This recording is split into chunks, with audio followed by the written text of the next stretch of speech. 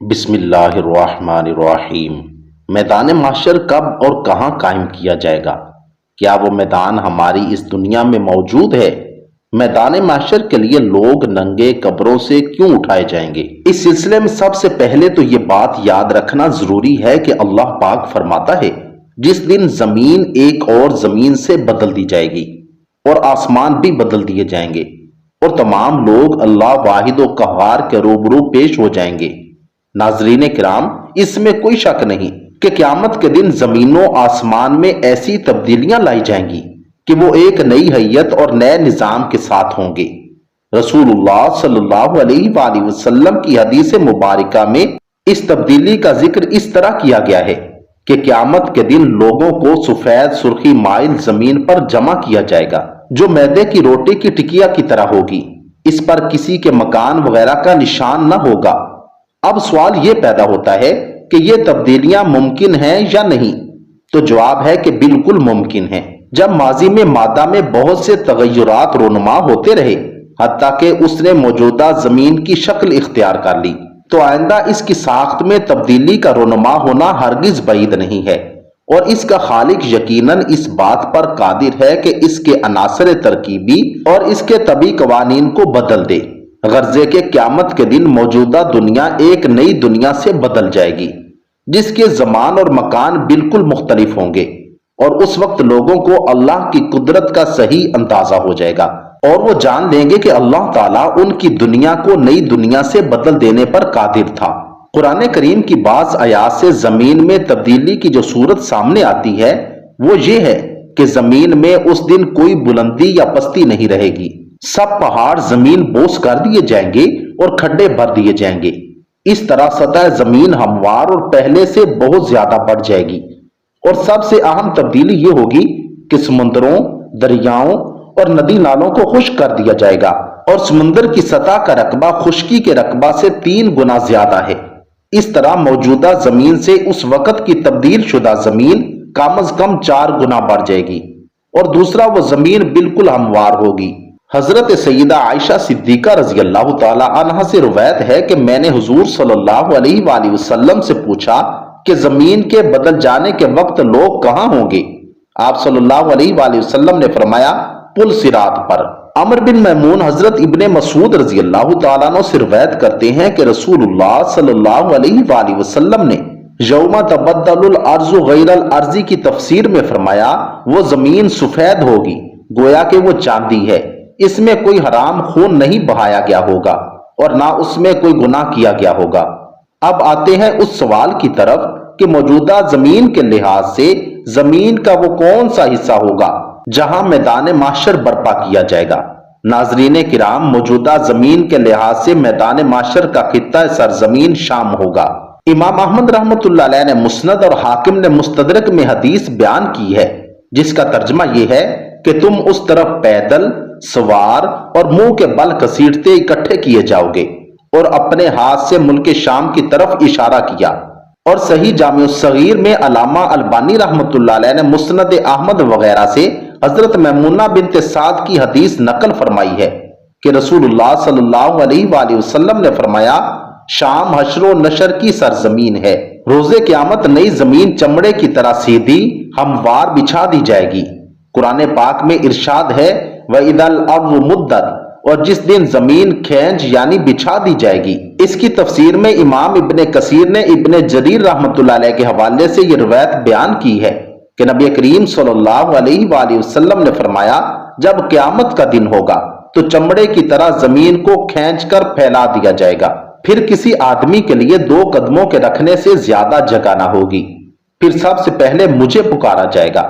مسند احمد کی روایت میں ہے کہ حضرت میمونہ رضی اللہ تعالی عنہ نے ایک مرتبہ بارگاہ نبوت میں عرض کیا، اے اللہ کے نبی، ہمیں بیت المقدس کے متعلق کچھ بتائیے۔ نبی کریم صلی اللہ علیہ وآلہ وسلم نے فرمایا، وہ اٹھائے جانے اور جمع کیے جانے کا علاقہ ہے۔ ترمذی شریف کی روایت میں ہے کہ حضرت عبداللہ ابن عمر رضی اللہ تعالیٰ عنہ کے پاس ان کی باندی حاضر ہوئی اور عرض کیا کہ مجھ پر زمانہ کی گردش ہے، لہٰذا میں چاہتی ہوں کہ عراق چلی جاؤں۔ حضرت ابن عمر رضی اللہ تعالیٰ عنہ نے فرمایا کہ شام کیوں نہیں چلی جاتی؟ وہ حشر نشر کی زمین ہے۔ مذکورہ روایات سے معلوم ہوتا ہے کہ میدان محشر شام کے علاقہ میں قائم ہوگا، نہ کہ میدان عرفات میں، اس لیے کہ بیت المقدس کے علاقہ سے مراد پورا علاقہ شام لیا جاتا تھا، جیسا کہ ترمذی شریف کی روایات سے واضح ہوتا ہے۔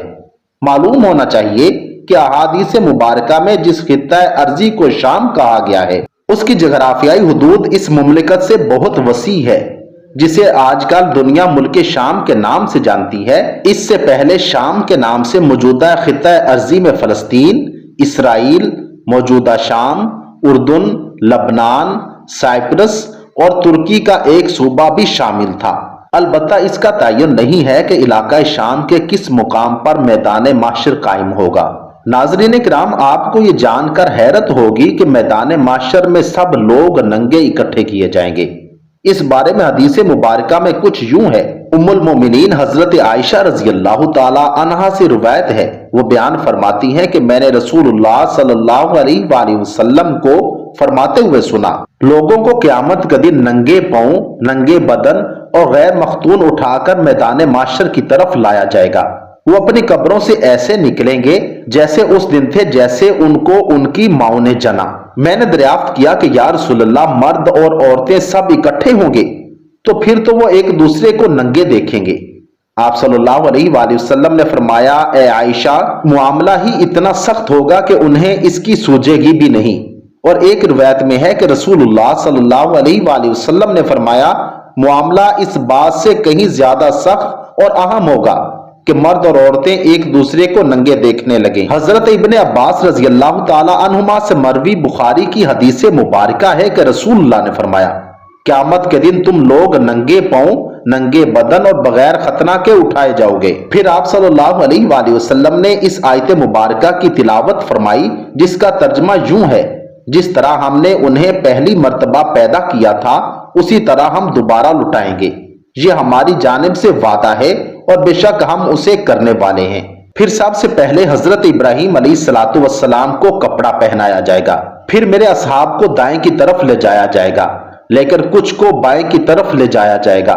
میں کہوں گا یہ تو میرے اصحاب ہیں، لیکن مجھے بتایا جائے گا کہ جب آپ ان سے جدا ہوئے تو اسی وقت انہوں نے کفر اختیار کر لیا تھا۔ میں اس وقت وہی کہوں گا جو حضرت عیسیٰ ابن مریم نے کہا تھا کہ جب تک میں ان میں موجود تھا تو ان کی نگرانی کرتا رہا، لیکن جب تو نے مجھے اٹھا لیا تو تو ہی ان کا نگہبان ہے اور تو ہر چیز پر نگہبان ہے۔ قیامت کے دن اللہ تعالیٰ لوگوں کو ان کی ریڑھ کی ہڈی سے دوبارہ پیدا فرمائے گا۔ اس سے لوگ ٹھیک اپنی شکل و صورت میں اسی طرح پیدا ہوں گے جس طرح دانے سے کھیتی اور گٹھلی سے کھجور پیدا ہوتی ہے، اور پھر وہ اپنی قبروں سے برہنہ پاؤں، برہنہ جسم اور غیر مختون حالت میں اس طرح نکلیں گے گویا بکھری ہوئی ٹڈیاں یا بکھرے ہوئے پتنگے، اور وہ راہ حشر سے نا واقف نہ ہوں گے بلکہ پٹ تترے سے بھی اپنی منزل کے بارے میں زیادہ آگاہ ہوں گے، اور قبروں سے نکل کر اس طرف ایسے دوڑیں گے جیسے شکاری شکار کے جال کی طرف دوڑتے ہیں۔ سب سے پہلے ہمارے پیارے نبی کریم صلی اللہ علیہ وآلہ وسلم کی قبر شک ہوگی، سائقہ سے فاقہ بھی سب سے پہلے آپ ہی کو ہوگا۔ قبروں سے اٹھنے کے بعد جن کو سب سے پہلے لباس پہنایا جائے گا وہ خلیل اللہ حضرت ابراہیم علیہ السلام ہوں گے۔ اس دن سب لوگوں پر انتہائی گھبراہٹ اور خوف کی کیفیت طاری ہوگی۔ اللہ رب العزت سے دعا ہے کہ اللہ رب العزت ہمیں میدان محشر کی ہولناکیوں سے محفوظ فرمائیں۔ کمنٹ سیکشن میں آمین ضرور لکھیے گا، نہ جانے کس کی دعا قبول ہو جائے اور ہم سب کی نجات ہو جائے۔